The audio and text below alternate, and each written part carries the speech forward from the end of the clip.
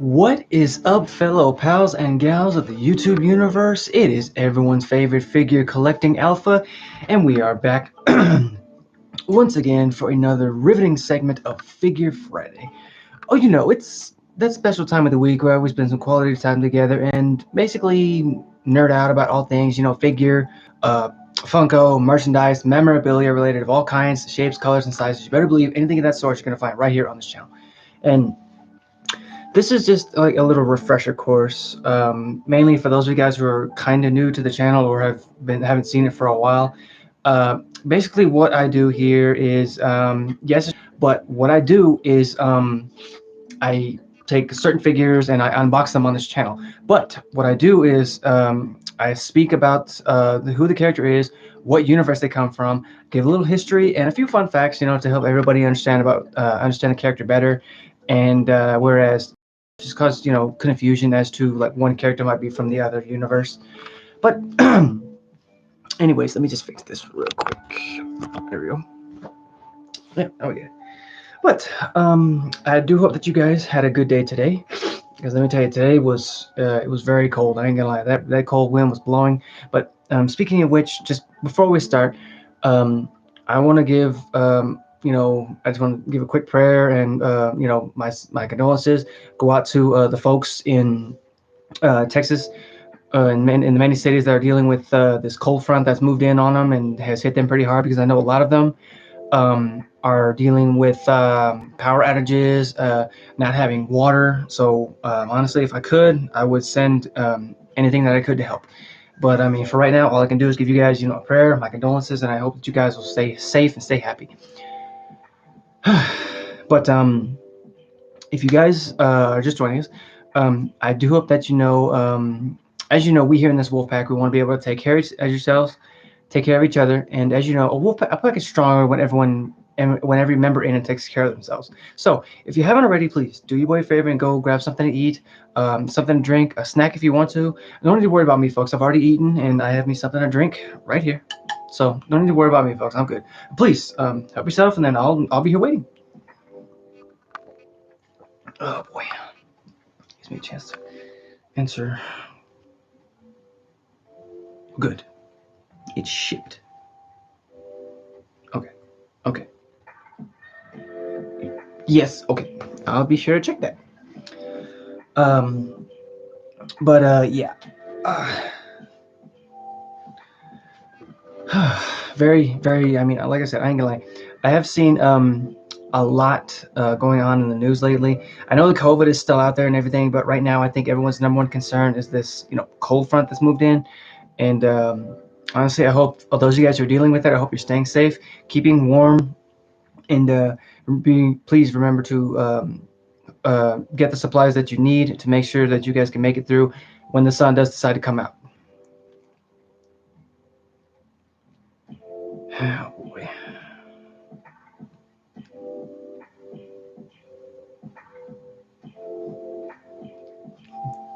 Oh man, them fools are really gonna kill me. But yes, as you can see, we have hit the 3-minute marker, so we're gonna go ahead and get started. For those of you guys, welcome back. For those just joining us, I hope you're ready, because tonight's episode, we're gonna be introducing 2 new figures to be joining the Wolfpack tonight. One of them hailing from an underwater city beneath a well-known city of known as Naboo, and of course the other one who basically knows the mystical and magical ways of the arcane, if I had to give one word to describe it. But I do hope that you guys have settled in. I hope that you're relaxing. I hope you please, if you'll join me in taking a deep breath, please. Because I want you guys to be able to relax and know that this is a green zone. I want you guys to be able to feel safe. Uh-oh. Yeah, and it's an ad. And speaking of which, I own no rights to the music I'm using. I'm simply using it for background purposes. But yes. Also, I do hope that you guys are ready. Hope you guys have joined me in taking that deep breath and just feel relaxed, because as you know, it's just you, me, and the merchandise of tonight. So, yes. First up. Oh, Sorry about that. Little gas. Woo. Oh my goodness. Okay. So, and now we begin. So, first up, I thought that we could go ahead and take a trip into that galaxy far, far away once again, folks. That's right. We're going to introduce, to me, a sort of an extremely underrated character of the Star Wars era. Now, he's not a Jedi. He's not a Sith. He's not even a human. But what he is well clumsy. I mean, he's clumsy, but at the same time, he's reliable, and he's always there for his friends, and those he considers close. So, who is that clumsy character that you guys are wondering about? Well, it's none other than Jar Jar Binks, folks. That's right, Jar Jar Binks of the Star Wars universe, and this is um, the Black Series, of course, a figure line has lined up. This is also the Phantom Menace version of Jar Jar. I know he's made appearances in other Star Wars movies, but honestly, I figured this one was the one that would stick out the most. So I figured, why not snag it? And I took the initiative and I cut the devil's tape on one side. So that way, I figured that it would have helped me get it out faster. But unfortunately, I never counted on the fact that there was this many things to open, because since the package size is a little bigger. So unfortunately, I might have to tear the package. Yeah, sorry. Oh, sorry. Okay, come on out, Jar Jar. Let me take a look at you. Ah, wow. Sorry for the noise. I apologize for the noise, folks. Sorry about that. There we go. Oh, sorry. Here he is, folks. Mr. Jar Jar Binks. Here you go. Now, as I said, this is the character that I was talking about, one of the more underrated characters. In my book, mainly because he's not really talked about as much as, like, say, one of the main Sith Lords or even one of the main Jedis. It's just I feel like he's one of the more, how can I put this, more underrated. But as I said, folks, he's cool to look at. He does come with a few accessories. Why don't I just get those out for you? Because during the Phantom Menace, as you know, there was a battle going on between Jar Jar's people and, of course, the droids, the droid army. Oh, it's a two-piecer. Oh, cool. Okay, this connects to this, right? Yes. Okay, lovely. And yeah, let me just give you guys a look. See, this is, of course, one of the many pieces that they were using is, of course, an energy type shield, because in the beginning, the first time I saw the movie. Yes, it's it's Jar Jar, Chelsea. Welcome to the stream, by the way. But as I said, the purple part here is comprised of solid energy itself, and of course they use this to defend themselves against the droid's blasters or anything of the sort. You know, Misa thinks this is my new. oh, so Yusa thinks that this is new figure of your favorite. Oh, but also they come with a little spear, of course. Very good blunt object. You know, it's got some distance on it. Good for jabbing, stabbing, poking. Heck, even at the same time, it's good for combat. But Jar Jar was never one to be known to be on the battlefield, you know, but that's only because of his clumsy ways. He felt like he didn't belong. But that's not to say that he didn't do his best, because he was out there with his people. He was out there fighting with them. And there was even a time where he took down at least 3 droids, I believe it was. Yeah, I mean, he even took down one of those droids, one of the rolling droids, you know, with the portable shields. But a little history here is that his people are known as the Gungans or Gungans, sorry, something like that. And he was actually the first representative. Yes, that's right, the first representative. Sorry, the first one to represent them. My apologies. In the Galactic Senate, if you will, and he first served as a junior representative along with Senator Amidala. But unfortunately, after the death of the senator, he stepped up and became a full senator himself, which of course earned him a seat in the council room of many of the other star systems that would always conduct their meetings, of course, of power. the ones like the ones where Chancellor Palpatine was having. And my apologies. And like most of his people, like the Gungan race, he is lanky. He's spoke with a unique accent, and I'm sorry. Um, and he is, he's also a naive and clumsy individual. But at the same time, he did contribute a great deal. He contributed to the fall of the Galactic Republic, but was also one of Qui-Gon Jinn's companions. That was, of course, as I said, during the Phantom Menace saga, um, and of course during the invasion of Naboo. So he's actually served as a general in the Gungan Grand Army during the Battle of the Great Grass Plains, which, of course, as you guys well know, is when the droids and the Gungan forces first met in battle. My apologies. But let me see here. I do believe that this part can go here, right? Right? Can it? Or is that just me? Maybe? Misa thinks you should take the shield. Probably have it upside down. I think I put this in backwards. No, that's okay. And of course, you did have this little bit right here. Now, I can't really say what this is, but I do believe it's some type of weapon or even like a flare or a scepter type thing.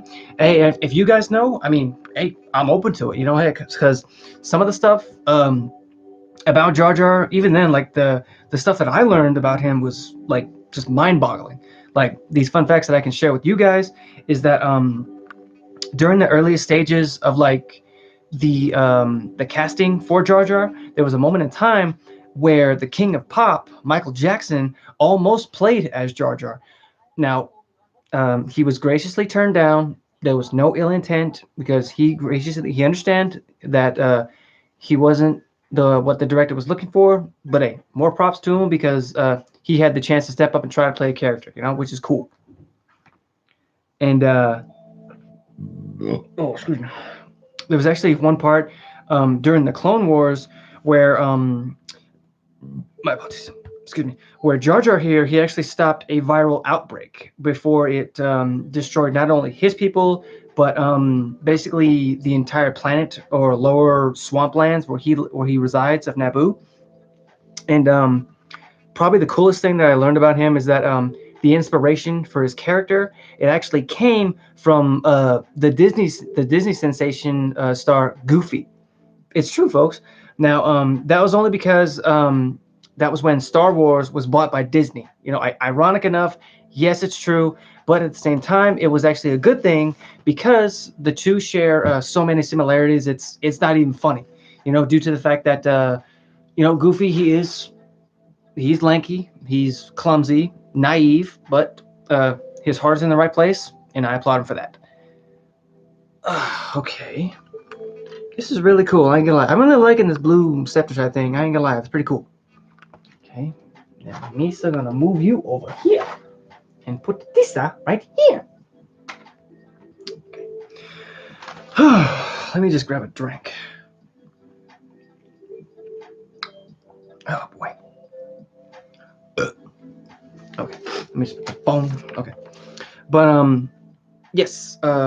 Next up, we're gonna go ahead and we're gonna hit the hyperdrive buttons. We're gonna engage it right now, and we're gonna head into hyperdrive, of course, as we head into another universe, and of course, another universe, another world at the same time. And what world we're heading into, you ask? Well, we're heading into the world of heroes, masks, capes, villains, vigilantes, you name it. And we're going to introduce a truly magical individual, if I had to give one word for it, who may seem sweet to look at, but trust me when I say can be your worst nightmare. But that's only because of the mystical and magical ways of the arcane that this particular individual knows. And quite the very cool backstory, I ain't gonna lie. Now, as I said, this particular individual, or particular magic user, as I said, she made her debut in the Justice League Dark issue number 1, I believe it was, back in 2011 of November. And She started out her career as a stage performer. That was until the moment where she discovered her true magical powers and how much she could do. She knew that what she could do was unlike any other magician she'd ever seen in her life. Now, who is this magician that I speak of? Well, you guys know her as by one letter, and that letter is Z. But of course, she did come with another name, Zatanna Zatara. Yes, that's right, folks. That's right. The Mistress of Magic has joined the Wolfpack tonight. And of course, continuing with her backstory. Now, I'm not gonna lie, folks. I just want to pause for a second. I feel really proud of myself because I went ahead and went the extra mile with her. I cut the devil's tape. She did have magical holders, magical plastic holders holding her down, but I took care of those, and she was free. But now we have to free her from her confines of the plastic prison once more. Okay, come on out, Z. Come on out, Xana. Not to be confused with Xana from Code Lyoko. No. Okay. Check her out. I'm really loving the paint on this figure. I ain't gonna lie. I love the fact they included her blue eyes, the fishnets, the long boots. But this, of course, is the Justice League Dark figure that you're looking at, mainly because from the very first time that I saw Zatanna, she was sporting a rather sort of more skimpier look. She had shorts that were like way up here. She still wore the fishnets all the way down to her legs, and then some tiny boots that she wore, which is cool. I mean, uh, she's still cool. She's one of my favorite DC characters, one of my favorite Magic users. I'm not stepping on any other Magic users' toes because I know that there is more, powerful ones out there. But to me, Z is always one of my favorites. But continuing with her story, she was the daughter of a very well-known, very well-famed magician, Giovanni Zatara, and she's what's called a like, as most humans are called like Homo sapiens or things like that. She's what's known as a Homo Magic. Now, basically, what that means is she's a human who is born with the affinities to like manipulate magic, and thanks to her unique genetic structure, sorry, she's actually able to use the magic she was born with, plus she's able to learn new magic and add it to her repertoire. My apologies, folks, my apologies. As I was saying, she's what was it? Oh yes, her way of casting spells is quite unique. I ain't gonna lie, mainly because I got to stretch. Oh, there we go. Because she actually uses what's known as logomancy, and basically what that is when she wants to cast a spell, she actually has to like speak said spell or said words, and but she says them backwards. Like for example, if she was to say word. Uh, yeah.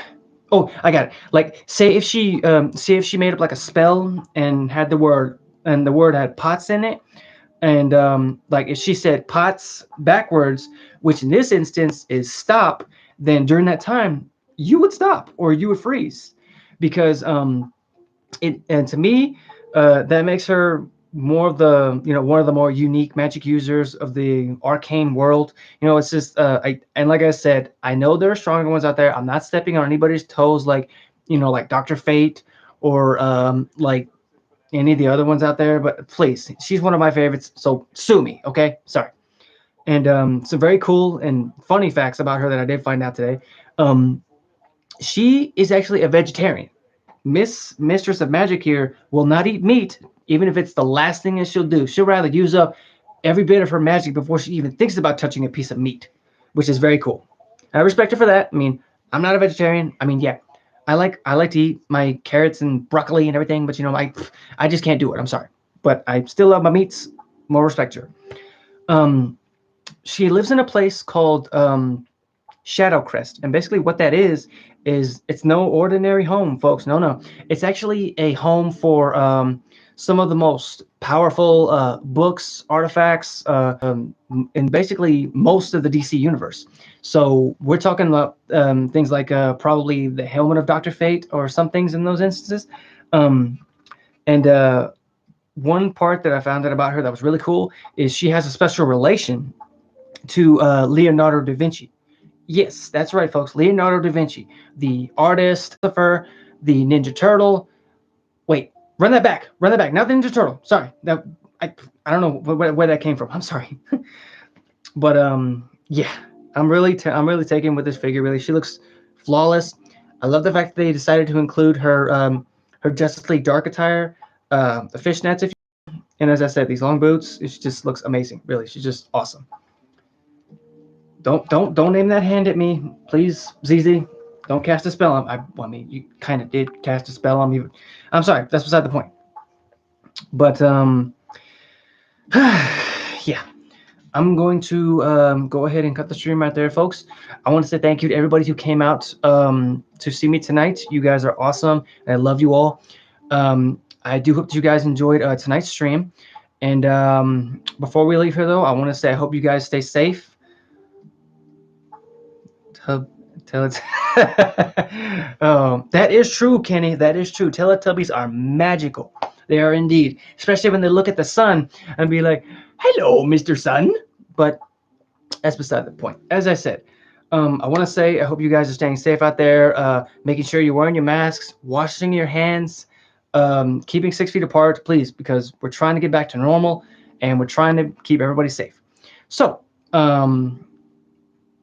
I appreciate you, Kenny. Thank you for coming. Thank you. Until next time, guys, if you like, feel free to hit the follow button when it does appear here.